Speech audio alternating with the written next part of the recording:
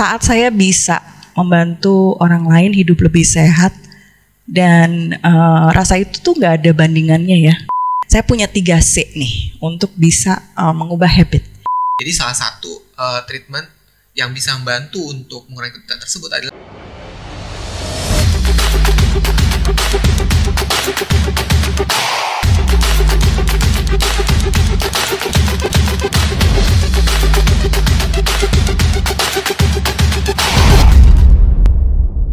Halo sahabat Glow Skin, ketemu lagi dengan saya Dr. Nanang Masrani di Glow Skin Podcast.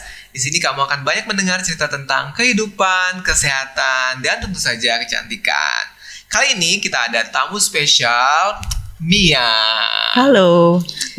Saya kenalkan sedikit ya, Mia ini adalah Certified Health and Movement Coach. Apa kabar Mia? Baik, apa kabar dok? Baik. Thank you for coming. Of course, I wouldn't do anything else. Mia, kesibukannya apa sekarang sebenarnya? Jadi sekarang saya sangat fokus ke gimana bantu orang-orang untuk hidup lebih sehat melalui mindset, nutrisi, movement, dan juga recovery. So I'm very happy about that. Wah, udah berapa lama berkecimpung dalam bidang tersebut? Sebetulnya dari dulu itu mungkin udah lebih dari 15 tahun suka sama olahraga, healthy living gitu ya. Dan beberapa kali udah sempet represent berapa brand gitu, tapi kayak ada yang kurang gitu sampai ingin akhirnya dapat satu sertifikasi untuk bisa teach other people atau coach other people. Nah itu mungkin sekitar 6 years ago. And saya kayaknya memang purpose-nya di situ gitu. I have a calling and I feel like this is what I want to do. Apa sebenarnya dilakukan Mia? Karena kan masih banyak orang yang awam tentang hal tersebut ya. Dan suka nggak bisa bedain apa itu health coach, apa itu personal trainer, bedanya apa gitu kan ya. Betul. Jadi kalau personal trainer, which I'm also a certified personal trainer, itu memang kita lebih fokus kepada latihan fisik. Nah kalau health coach kita juga lihat pilar-pilar yang lain tuh dok. Jadi dari mindsetnya, nutrisinya, exercise juga, tapi recovery juga gitu. Jadi kita lebih holistik. Sampai recovery juga ya. Jadi kan misalnya istirahat yang cukup, tidur yang cukup itu juga penting supaya kita bisa hidup sehat. Itu diatur oleh coach juga. Kadang ada klien yang datang itu tidak melulu untuk dapat exercise gitu ya. Jadi ada klien yang misalnya punya kesulitan tidur. Gitu ya, tidurnya cuma 3 jam sehari. Banyak. Atau dia tidak bisa mens, misalnya seperti itu ya. Betul. Itu belum tentu karena dia butuh exercise, justru dia butuh recovery. Atau nutrisinya perlu diperbaiki seperti itu. Oke. Seperti apa sih, bisa kasih contoh nggak sih apa yang dilakukan? Untuk seorang health coach? Iya, jadi misalnya lebih seperti konsultasi. Nanti di akhir sesi itu misalnya kita berikan habit assignments untuk yang kita sepakati untuk dikerjakan. Lalu nanti kita check in kembali apakah habit yang diberikan itu bisa dikerjakan, kesulitannya apa, lalu apa yang bisa di-upgrade lagi. Bisa juga kita grocery shopping with health coach. Oh ya, wow, interesting. Misalnya belajar baca nutrition table, smarter choice in shopping gitu, atau food tracking, belajar food tracking. Itu juga bisa. Interesting ya. Kenapa akhirnya memilih bidang tersebut ya? Jadi satu kala saya karena udah suka gitu ya fitness, and then I found out ternyata olahraga itu nggak cukup. Olahraga aja itu nggak cukup. I went through a personal challenge di mana saya sempat depresi waktu itu. Padahal saya udah olahraga kayak orang gila. Jadi saya juga sempat merasa, ternyata olahraga saja itu tidak cukup. Gitu. Jadi untuk sehat optimal kita juga perlu melihat mindset kita ada di mana, how do we see ourselves, nutrisinya, recovery-nya cukup atau tidak, gitu. Jadi fit bukan berarti healthy, gitu. Fit bukan berarti healthy, iya betul sekali. Ada pengalaman tak terlupakan nggak sebagai health and movement coach ini? Saat saya bisa membantu orang lain hidup lebih sehat. Dan rasa itu tuh gak ada bandingannya ya. Saat mereka bilang akhirnya saya mens lagi. Wow. Ya, atau akhirnya saya bisa tidur 7 jam gitu. Atau jadi tidak melulu saya kehilangan 10 kilo, enggak ya. Itu lebih common gitu ya. Tapi kadang dengan mereka juga better body image gitu ya. Saya lebih mencintai diri saya lebih pede gitu. Itu nggak ada nilainya. Iya, priceless ya. Ya, apa sebenarnya impian terbesar Mia sebagai coach? Impian terbesarnya orang-orang juga lebih mencintai dirinya. Iya. Ya, karena kalau kita meluangkan waktu untuk diri kita, itu bukan berarti kita selfish. Kita menghargai dan tahu siapa diri kita. Gitu ya. Jadi kita juga ini a gift from God kan? Betul. Gitu. Jadi kita juga harus bisa tahu how to take care of it. Cara kita bersyukur adalah dengan merawat apa yang telah Tuhan berikan.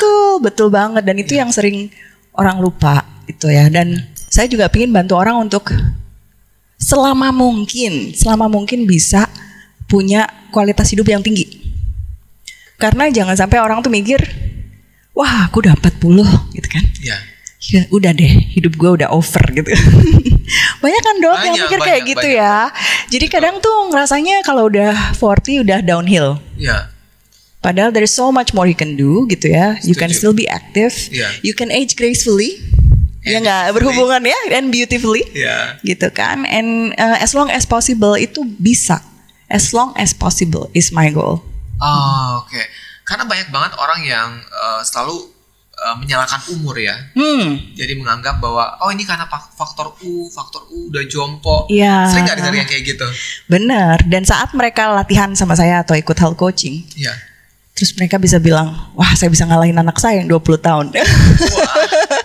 Atau dia bisa bilang, this is the best shape I have ever been. Mau itu waktu umur 20-an. Jadi, dan mereka sudah in their 40s ya. Iya. Jadi mereka bahkan bisa mengakui I am in the best shape in my life. Itu priceless kan kalau sampai ada orang bisa ngomong gitu ya. Betul banget. Jadi apa pendapat Mia tentang aging gracefully? I think aging itu tidak hanya dari luar ya kan. Aging juga tidak hanya ada di wajah. Someone can look old when what? When posturnya jelek misalnya. Betul. Postur dia udah membungkuk. Saya langsung berhenti postur. Langsung tegap kita duduknya hari ini. Oke, terus? Jadi postur itu give away your age, ya kan? Saat kita nggak lincah dan gesit. Nah, saat kita slow gitu ya, reaksinya ngapa-ngapain slow. Itu juga aging, ya kan? Betul. Nah, ya kulit, muscle itu juga perlu dipelihara gitu ya. Makanya saya juga selain kita juga merawat kulit kita, kita juga perlu merawat seluruh badan kita supaya berfungsi selama mungkin tadi dok. Iya, gitu. Betul. Saya setuju banget dengan Mia. Dan paradigma anti-aging itu sekarang udah bergeser. Orang selalu berpikir dulu bahwa aging itu hanya di wajah, misalkan ditandai dengan kerutan seperti itu. Padahal penuaan itu lebih dalam daripada itu, ya. Tadi gangguan fungsi, bahkan gangguan fungsi gerak, gangguan fungsi seksual mungkin. Itu kan juga salah satu tanda penuaan. Betul, ya kan? Betul. Bahkan dalam dunia anti-aging, salah satu tanda kita menua adalah kita easy to gain weight. Itu adalah salah satu tanda dari penuaan. Betul. Jadi kalau kalian gampang gemuk, itu udah bisa gampang jadi lelah, kurang bergairah. Ya kan? Itu adalah salah satu tanda dari bener banget, saya setuju. Bener banget. Dan usia penuaan itu dimulai dari usia 25 tahun loh, Mia, tahu nggak? Wow, iya, saya setuju itu. Ya kan? 25 tahun. Jadi sahabat Glow Skin, sejak 25 tahun, apa yang terjadi?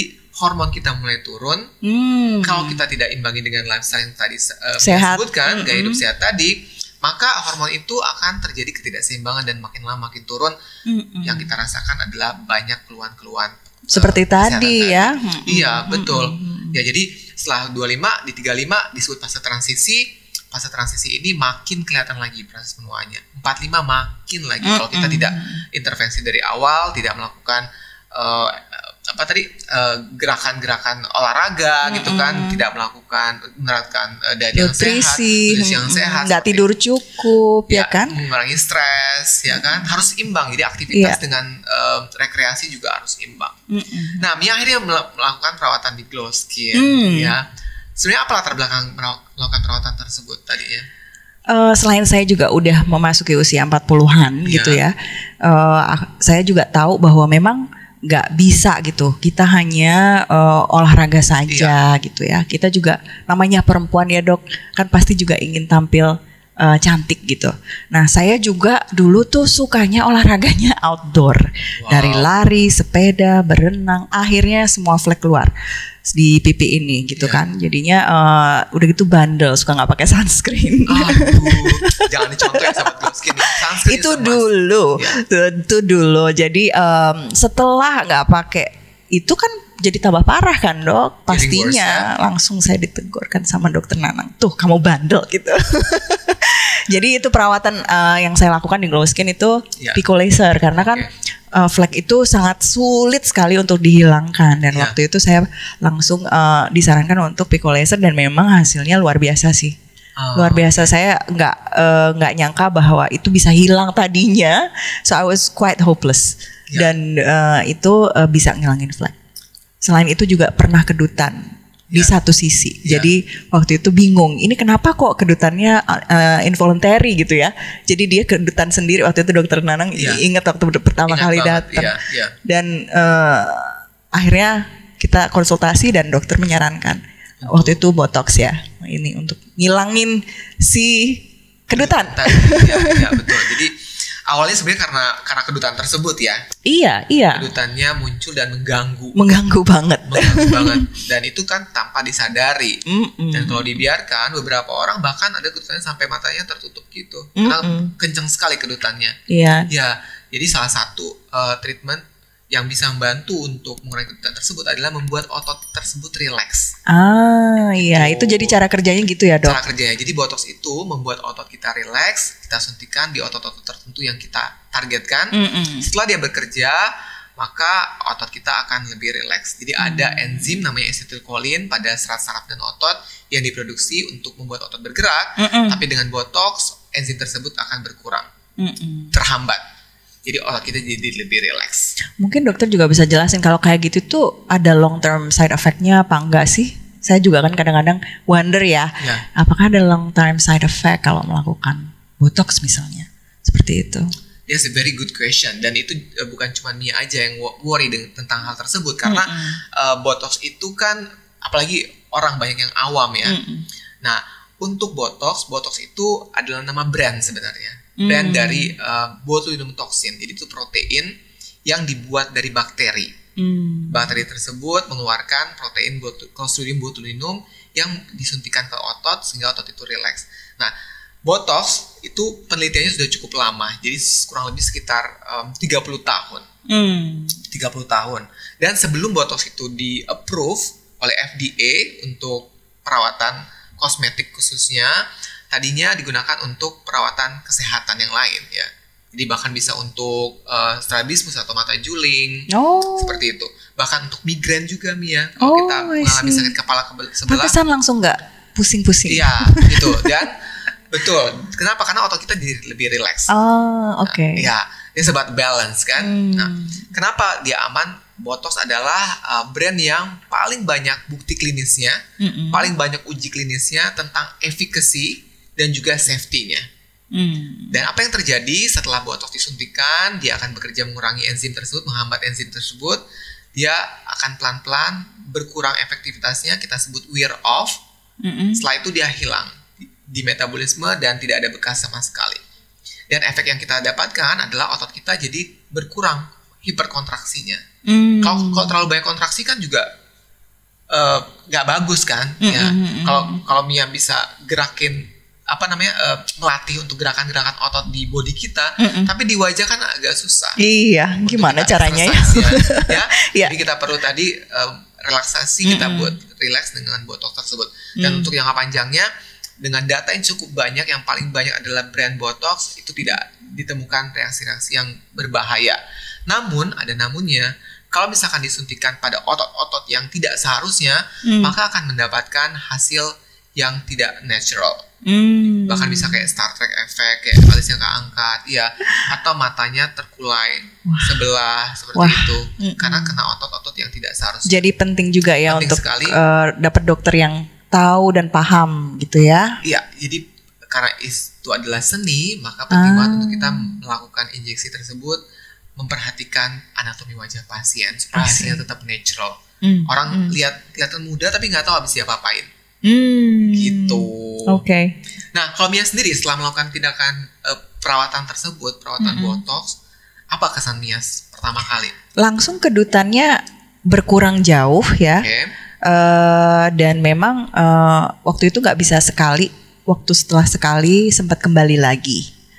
Setelah beberapa bulan gitu kan. Akhirnya dicoba lagi dan kemudian setelah yang kedua kalinya memang jadi hilang gitu. Totally? Jadi wow, jadi iya. Jadi karena waktu itu sempat serem gitu. Kenapa ya kok suka kedutan sendiri gitu kan. Dan akhirnya ya itu memang hilang sih. Jadi I'm happy. I'm happy to know that also. Jadi yang bahagia tuh bukan cuma Mia. Kita punya banyak sahabat Glow Skin yang bahagia karena tidak hanya keluhan estetik atau kosmetik ya alasan mereka untuk datang ke Glow Skin, tapi salah satunya adalah kedutan tadi dan juga seringkali juga ada kondisi disebut dengan TMJ. Ya. Apa tuh dok? Jadi keluhannya itu ada pada rahangnya berasa kayak kunci karena kontraksi dari ototnya. Kita injeksikan supaya otot rahangnya itu relax. Seperti itu. Bahkan ada juga orang yang datang keluhannya migrain, sakit kepala, kita suntikan ke beberapa tempat untuk membuat ototnya rileks sehingga migrainnya berkurang. Atau tension pada area shoulder seperti itu, kita suntikan beberapa tempat untuk mengurangi tensionnya. Jadi tidak selalu harus kondisi kosmetik. Kalau misalkan underarm yang sering basah, berkeringat, itu botox bisa banget membantu. Saya termasuk dulu yang suffering dengan kondisi yang berkeringat dan jadi maksudnya kita bilangnya hiperhidrosis. Jadi banyak keringat di ketiak. Belum tentu karena olahraga, nggak ada apa-apapun. Nggak ada apapun. Gitu. Kalau olahraga lebih parah lagi, getting worse dan bahkan berbau, baunya nggak sedap gitu. Jadi itu saya pernah mengalami hal tersebut dan setelah beberapa kali di botox hasilnya sangat memuaskan dan sampai sekarang saya udah cukup lama nggak di botox lagi underarmnya. Dan dry. Gitu. Wow, dan itu nggak harus di sana disuntik-suntik lagi gitu ya? Jadi tergantung. Kalau misalkan dia tidak terlalu aktif, biasanya dalam kurun beberapa kali sudah cukup mengurangi aktivitasnya. Namun yang hiperhidrosis yang parah butuh beberapa tahun untuk bisa kita mengkontrol produksi dari keringat tersebut. Interesting. Ya. Interesting. Biasanya banyak oleh olahragawan, model-model yang terganggu juga dengan kondisi yang iyalah baru pakai baju misalnya udah langsung basah gitu kan, terus jiplak gitu ya. Jadi kan nggak nyaman dilihat. Nggak nyaman dan warnanya jadi kelihatan dan bikin nggak pede juga. Iya pasti. Gitu. Terus kemudian apa yang sering Mia sampaikan khususnya untuk para sahabat-sahabat Mia yang baru pertama kali ingin hidup sehat gitu. Hidup sehat. Hidup sehat itu sebetulnya kan satu kebiasaan ya. Jadi satu kebiasaan itu jangan diharapkan juga langsung bisa hebat gitu ya. Kebiasaan itu harus pelan-pelan disusun. Kayak kita belajar misalnya bangun pagi bersihin tempat tidur. Habis bersihin tempat tidur kita gosok gigi, mandi. Itu memang harus dibiasakan gitu. Jadi kita juga harus a little bit kind to ourselves saat kita ingin mengubah gaya hidup kita untuk lebih sehat. Itu kita nggak harus langsung 180 derajat berubah gitu. Kita juga pelan-pelan. Kita istilahnya kalau health coaching itu namanya habit stacking. Jadi satu persatu dibuat habitnya sampai nyangkut dan kemudian menjadi pola hidup sehat gitu. Dan kita pun yang sudah sehat sudah bukan berarti kita berhenti, kita bisa upgrade terus, naik lagi gitu. Terus bagaimana cara untuk terus keep on motivated? Ini makanya saya juga fokus di mindset. Karena mindset itu bisa membuat kita melakukan sesuatu atau tidak melakukan sesuatu gitu kan. Jadi sebelum kita mau itu ya, saya punya 3C nih untuk bisa mengubah habit. Yang pertama, courage. Ya, courage. Kita harus punya keberanian dulu. Keberanian untuk mengubah kebiasaan. Gitu ya. Saat kita sudah punya keberanian, yang kedua adalah komitmen. Gitu. Komitmen itu membuat kita kemudian mengalokasikan waktu, menjadikan itu suatu prioritas. Jadi kita kemudian mau gitu ya. Oke, besok pagi saya bangun olahraga. Atau besok pagi saya mau jalan kaki 30 menit. Itu komitmen kan? Komitmen. Setelah komitmen harus ada konsistensi. That's the last one gitu kan. Karena kalau kita bolong-bolong, ya kan, seminggu sekali, terus mungkin habis itu minggu depan nggak sama sekali gitu, itu nggak akan jadi habit gitu. Jadi 3 itu, courage, commitment, and then consistency. Konsistensi. That's a very good tips ya. Kita terus termotivasi. Iya. Kalau Mia sendiri, apa goals Mia untuk melakukan perawatan kecantikan sebenarnya? Well, in the future. Iya. Kalau perawatan kecantikan itu memang ya menurut saya itu bagian dari self love, ya kan? Jadi kita how to take care of our body sampai selama mungkin kita bisa ya, sekuat dan selama mungkin kita mampu gitu. Saya harus walk the talk juga gitu kan. I take care of my body and I wanna take care of my face juga, my skin juga. It's part of taking care of your health.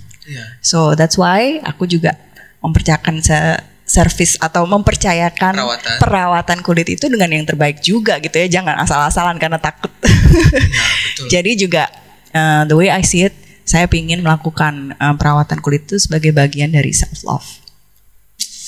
Exactly ya, karena kalau kita ingin mencintai orang lain, kita juga harus mencintai diri kita sendiri. Iya dong. Ya kan, bagaimana bisa orang mencintai kita kalau kita tidak mencintai? Iya, siapa lagi? That's the biggest investment of our life, ya kan? Oke, sahabat Glow Skin, menarik sekali perbincangan kita dengan Coach Mia, ya. Jadi Coach Mia punya platformnya namanya Moving with Mia. Moving with Mia. Ya, bisa lihat di Instagram, banyak tips tentang healthy lifestyle di situ. Bisa konsultasi juga dengan Mia ya. Of course, ya dengan senang hati. Oke, sahabat Glow Skin, demikian perbincangan kita hari ini. Semoga para sahabat Glow Skin mendapatkan banyak manfaat dari bincang kita hari ini.